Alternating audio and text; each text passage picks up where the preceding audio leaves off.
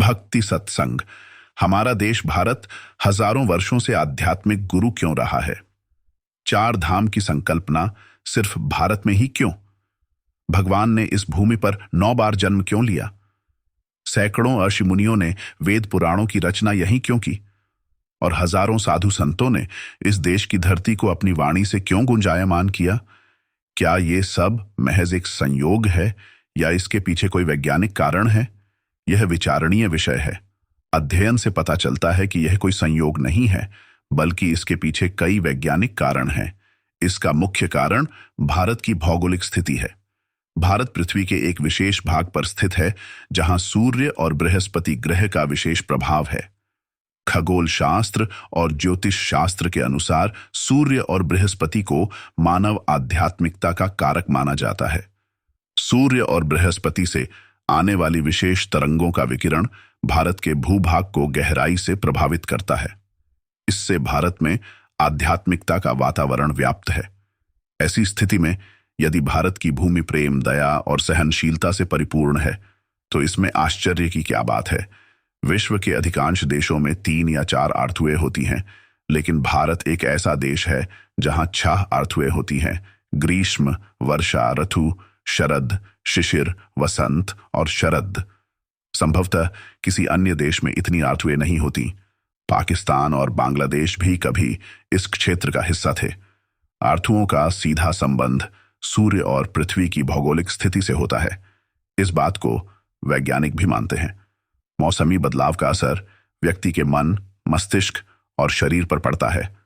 ऋतु परिवर्तन के साथ प्रकृति अपनी लय बदलती है, और प्रकृति की बदलती लय के साथ अपने शरीर और मन की लय को कैसे जोड़े रखा जाए, इसका विज्ञान हमारे ऋषि मुनियों ने सीखा था। वे जानते थे कि ऋतु परिवर्तन के साथ मानव शरीर में परिवर्तन होता है। रसायन विज्ञान भी बदलता है, इसलिए उन्होंने ऋतु परिवर्तन के साथ कई त्योहार जोड़े, जिनके दौरान मनुष्य उपवास करके अपने शरीर के रसायन को नियंत्रण में रखता था। इतना ही नहीं, उन्होंने व्रत के बाद क्या खाना चाहिए इसका भी प्रावधान किया। इन सब के पीछे वैज्ञानिक तथ्य यह था कि मनुष्य को अपने शरीर की लय को प्रकृति की लय से जोड़े रखना चाहिए। गौरतलब है कि हिंदू त्योहार ज्यादातर पूर्णिमा, अमावस्या या शुक्ल पक्ष के विशेष दिनों में मनाए जाते हैं। हमारे ऋषि मुनियों ने एकादशी के दिन व्रत रखने पर बहुत जोर दिया है। इसके पीछे एक बड़ा वैज्ञानिक कारण है। मानव शरीर का रसायन 1 महीने के दौरान लगभग 2 बार प्रभावित होता है। 10 दिनों तक भोजन करने से शरीर में उत्पन्न होने वाले पौष्टिक रस को मनुष्य का शरीर एकादशी के दिन अपने विभिन्न अंगों में वितरित करता है। शरीर उस रस को सुचारू रूप से बांट सके, इसलिए एकादशी के दिन उपवास की मान्यता है। शरीर का इतना बारीक अध्ययन अभी तक आधुनिक वैज्ञानिकों ने नहीं किया है, इसलिए वे उपवास के पीछे जो वैज्ञानिक गहराई है उसे नहीं समझते और इस प्रकार की बातों को व्यर्थ की संज्ञा दे देते हैं। प्राचीन काल में आड़तू फल के सेवन पर सनातन पद्धति में बहुत बल दिया जाता था।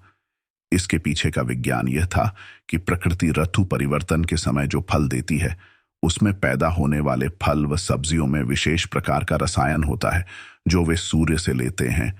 वह रसायन मनुष्य के शरीर और स्वास्थ्य के लिए बहुत लाभदायक एवं महत्वपूर्ण होता है। आर्थुकाल में यदि कोई मनुष्य 15 दिन लगातार 10-12 जामुन का सेवन करे तो उसके अग्न्याशय को शक्ति मिलती है और वह डायबिटीज का रोगी नहीं बनेगा।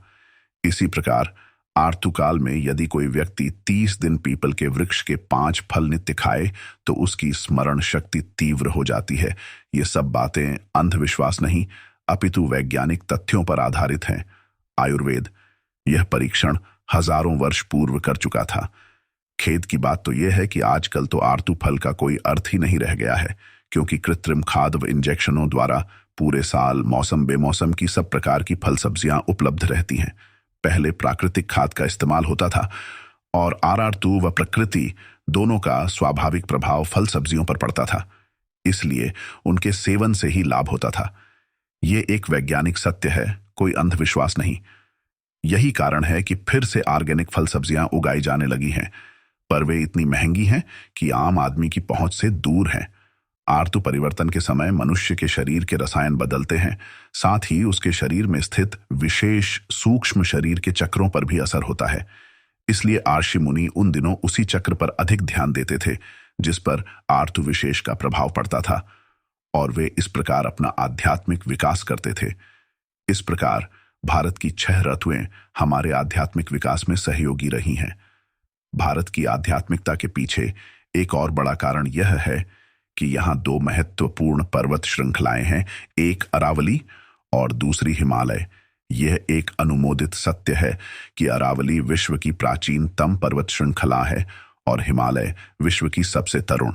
यह कोई मात्र संयोग नहीं है कि दुनिया की प्राचीनतम व तरुण दोनों श्रृंखलाएं भारत में ही हैं। इसके पीछे भी प्रकृति का अपना प्रयोजन है। अरावली संसार की सबसे परिपक्व पर्वत श्रृंखला होने के कारण प्रकृति के अग्नि तत्व का प्रतिनिधित्व करती है, जबकि हिमालय प्रकृति के जल तत्व का द्योतक है। मनुष्य के शरीर के लिए ये दोनों तत्व अति आवश्यक हैं। दोनों पर्वत श्रृंखलाओं ने भारत की संस्कृति को पनपने में अपना विशेष योगदान दिया है। जिन लोगों ने अपने आध्यात्मिक विकास के लिए जल तत्व को प्रधानता दो, वे जीवन के रहस्यों की खोज में हिमालय की गोद में चले गए और वहां प्रकृति के रहस्यों को खोजा व जाना। जिन जिज्ञासुओं ने अग्नि तत्व को प्रधानता दो, वे अरावली के आंचल में चले गए और तपस्या की हिमालय के मनीषी आर्षि कहलाए। और अरावली के मुनि पर दोनों ने ही जीवन के रहस्यों का विज्ञान खोजा और जाना। अरावली और हिमालय के अतिरिक्त भारत की 7 नदियों ने यहाँ के जनमानस को बड़ा प्रभावित किया है। इन 7 नदियों में अलग अलग देवताओं के तत्व प्रधान हैं, जैसे गंगा में शिव तत्व, गोदावरी में राम, यमुना में कृष्ण, सिंधु में हनुमान, सरस्वती में गणेश, कावेरी में दत्तात्रेय और नर्मदा में मां दुर्गा के तत्व विद्यमान हैं। 7 नदियों में गंगा सबसे विशिष्ट है, जिसकी महत्ता विस्तार से पुस्तक में आगे वर्णन की गई है। एक और ध्यान देने योग्य बात यह है कि सूर्य और चंद्र ग्रहण के समय इन नदियों में स्नान करना आध्यात्मिक दृष्टि से उत्तम माना गया है, क्योंकि उस समय सूर्य व चंद्रमा का पृथ्वी पर विशेष गुरुत्व आकर्षण होता है। हिंदू मनीषियों ने उस समय विशेष मंत्रों का जाप भी बताया है। भारत के कुछ पेड़ पौधों ने भी भारत की आध्यात्मिकता में बड़ा योगदान दिया है। तुलसी का पौधा भारत के घर आंगन का एक अभिन्न अंग रहा है।